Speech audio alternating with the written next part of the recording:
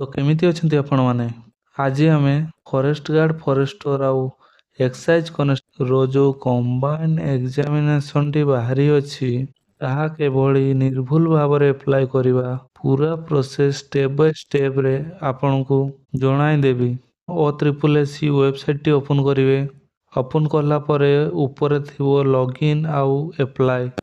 आपण अप्लाई रे क्लिक करिवे अप्लाई रे क्लिक करिवा परे एबे जहाँ भी अप्लाई चलथिबो सेही पोस्ट गुड़िकर नाम एठी आसीजिवो आपण जो पोस्ट पई अप्लाई करिवे तार राइट साइड रे गोटे थिबो रजिस्टर्ड यूजर आ गोटे थिबो न्यू यूजर जदि आपण आगुरु रजिस्ट्रेशन करिसंती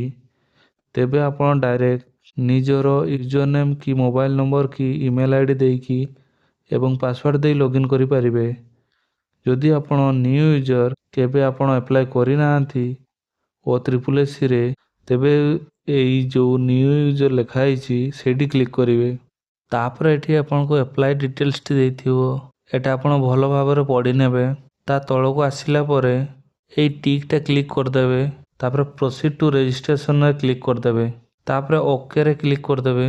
निजर ईमेल आईडी दे देबे आ मोबाइल नंबर टी दे देबे देई कैप्चर कोड टी देकी प्रोसीड रे क्लिक कर देबे तापर आपणकर ईमेल आईडी को गोटे ओटीपी जाइथिबो मोबाइल नंबर को गोटे ओटीपी जाइथिबो दुईटा ओटीपी देई करी नेक्स्ट क्लिक कर देबे जेहेतु आपण 12 पास करी सारी छंती तबे एठी नो रे क्लिक करिवे आ जदि करी नांती एबे 10 की 12 पढु छंती तबे यस रे क्लिक करिवे तापर एठी आपण को यूजर नाम टी दे देबे आ चेक रे क्लिक कर देबे तापर निजर डिस्ट्रिक्ट दे देबे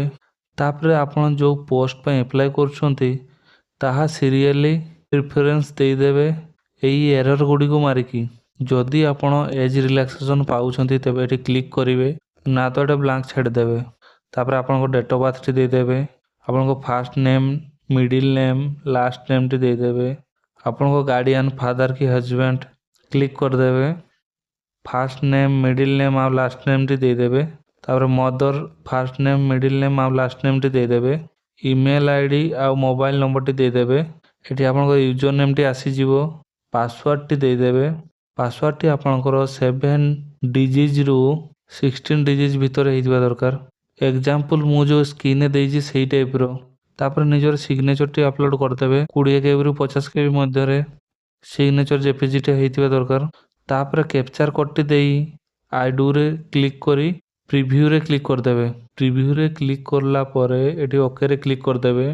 रजिस्ट्रेशन डिटेल्स टी आपण को सामना रे आसी जीवो आउ थरे भलो भाबरे चेक कर देबे बायचांस किछि भूल थिबो जदि सब ठीक अछि देन सबमिट रे क्लिक कर देबे आ आपण चाहिले पीडीएफ टी डाउनलोड करि परिबे तापर आपण लॉगिन पेज को पळे आसीबे लॉगिन पेज रे आपनकर यूजर नेम ईमेल आईडी की मोबाइल नंबर आ पासवर्ड टी देबे तापर कैप्चर कोड टी देकी लॉगिन रे क्लिक कर देबे एठी जो आपण पोस्ट पई अप्लाई करछन सेही पोस्ट टी आसी जीवो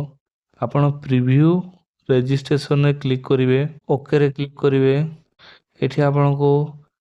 लास्ट एडिट आ कन्फर्म रो ऑप्शन आसीबो आपण जदी भूल थिबो एडिट करि परिवे ना तो कन्फर्म रे क्लिक कर देबे तापर ओके रे क्लिक कर देबे तापर प्रोवाइड डॉक्यूमेंट डिटेल्स रे क्लिक करिवे तापर ओके रे क्लिक कर देबे एठी निजरो रेसिडेंट सर्टिफिकेट रो नंबर टी दे देबे डेट ऑफ इशू टी दे देबे इशू अथॉरिटी टी दे देबे तापर 10 क्लास रो सर्टिफिकेट नंबर टी दे देबे इशू डेट टी दे देबे issue authority board of secondary education click कर देबे तापर सबमिट रे क्लिक कर देबे एठी आपनकर 10 आ रेसिडेंट सर्टिफिकेट टी आसी जीवो एडिट करिवा पई चाहूतले एठी एडिट करि करिवे ना तो कन्फर्म रे क्लिक करिवे कन्फर्म रे क्लिक करिवा परे एई पॉपअप टी आसीबो ओके क्लिक कर देबे तापरे आपण पे ऑनलाइन रे क्लिक कर देबे आपनकर पेमेंट टी हेइ सल्ला परे अप्लाई नाउ रे क्लिक कर देबे एडी ओके रे क्लिक कर देबे तापर आपनकर पर्सनल डिटेल्स टी दे देबे फिजिकल मेजरमेंट डिटेल्स टी दे देबे एड्रेस डिटेल्स दे देबे क्वालिफिकेशन डिटेल्स दे देबे तापर पेमेंट डिटेल्स टी दे देबे तापर अपलोड डॉक्यूमेंट टी दे देबे लास्ट अंडरटेकिंग रे क्लिक कर देबे आ मने रखिबे प्रत्येक टी पेज तोळे सेव आ रिसेट रो ऑप्शन आसीबो आपण डिटेल्स देई सारिबा परे ସେଭ୍ କରି ନେକ୍ସଟରେ କ୍ଲିକ୍ କରିବେ। ପ୍ରତ୍ୟେକଟି ପେଜରେ ଆପଣ ସେଭ୍ ଆଉ ନେକ୍ସଟରେ କ୍ଲିକ୍ କରିବେ। କିଛି ଭୁଲ ହେଇଯାଇଥାଏ ତେବେ ପ୍ରିଭିୟସ୍ ଷ୍ଟେପ୍ କ୍ଲିକ୍ କରିକି ସେଇଟା କରେକ୍ସନ୍ କରିଦେବେ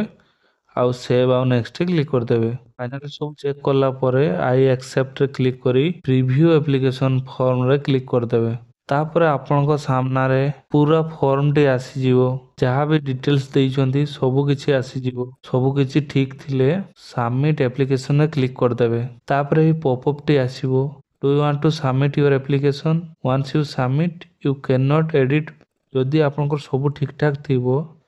ତେବେ ସବମିଟ୍ କରିଦେବେ। ଥରେ ସବମିଟ୍ କରିଦେଲେ ଆଉ ତାକୁ ଏଡ଼ିଟ୍ କରେକ୍ସନ୍ କିଛି କରିପାରିବେ ନାହିଁ। ଓକେରେ କ୍ଲିକ୍ କରିଦେବେ। ତାପରେ ଆପ୍ଲାଏ ଫର୍ମଟିର ପିଡିଏଫ୍ଟି ଡାଉନଲୋଡ୍ କରିଦେବେ ଏବଂ ପ୍ରିଣ୍ଟ ଆଉଟ୍ କରି ରଖିଦେବେ। ଡକୁମେଣ୍ଟ ଭେରିଫିକେସନ୍ ବେଳେ ସେଇଟା ଦରକାର ଆସେ। ଆଉ ଯଦି ଆପ୍ଲାଏ ଟାଇମ୍ରେ କିଛି ବି ଆପଣଙ୍କୁ ପ୍ରୋବ୍ଲେମ୍ ହୁଏ ମୋତେ କମାଣ୍ଡରେ ପଚାରି ପାରିବେ। ନା ତ ଏଠି ହେଲ୍ପ ୱେବସାଇଟ୍ର ସାଇଡ଼୍ରେ ହେଲ୍ପ ଲେଖା ହେଇଥିବ ସେଠି ଚାଟ୍ କରିକି ମଧ୍ୟ ପଚାରି ପାରିବେ। ଏଇଠି ଆପଣଙ୍କୁ ଟେକ୍ନିକାଲ ଆସିଷ୍ଟାଣ୍ଟର ମୋବାଇଲ ନମ୍ବରଟି ମିଳିଯିବ। କଲ୍ କରି ବୁଝିପାରିବେ। ଏଠି ଆଡମିନିଷ୍ଟ୍ରେଟିଭ୍ ଆସିଷ୍ଟାଣ୍ଟର ନମ୍ବରଟା ମିଳିଯିବ। କିଛି ଡାଉଟ୍ ହେଲେ କଲ୍ କରି ବୁଝିଦେବେ। ଏଇ ଇମେଲ୍ ଆଇଡି ମାଧ୍ୟମରେ ବି ଆପଣ ଆପଣଙ୍କ କ୍ୱାରି ସଲ୍ଭ କରିପାରିବେ। ଆଉ ଏଟା ଟାଇମ୍ ହେଉଛି ଆପଣଙ୍କର 10ଟା AM ରୁ 5ଟା PM ମଧ୍ୟରେ ଅଫିସିଆଲ ଡେ ଗୁଡ଼ିକରେ ଆପଣ ଏହି ସୁବିଧାଟି ପାଇପାରିବେ। ଆଉ ଏମିତି ଇନଫର୍ମେଟିଭ୍ ଭିଡ଼ିଓ ପାଇବା ପାଇଁ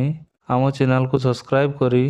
ଆମ ସହିତ ଯୋଡ଼ି ହେଇ ରୁହନ୍ତୁ। ଏହି ଚ୍ୟାନେଲରେ ଆପଣଙ୍କୁ ପ୍ରତ୍ୟେକ ଜବ୍ ଆପଡେଟ୍ ଏବଂ ଫର୍ମ ଆପ୍ଲାଏ ଡିଟେଲ୍ସ ସବୁ ପାଇଯିବେ। ପ୍ରାଇଭେଟ୍ ଜବ୍ ହଉ କି ଗଭର୍ଣ୍ଣମେଣ୍ଟ ଜବ୍ ହଉ ସବୁ ଜବ୍ ଆପଡେଟ୍ ଆପଣଙ୍କୁ ପାଇଯିବେ।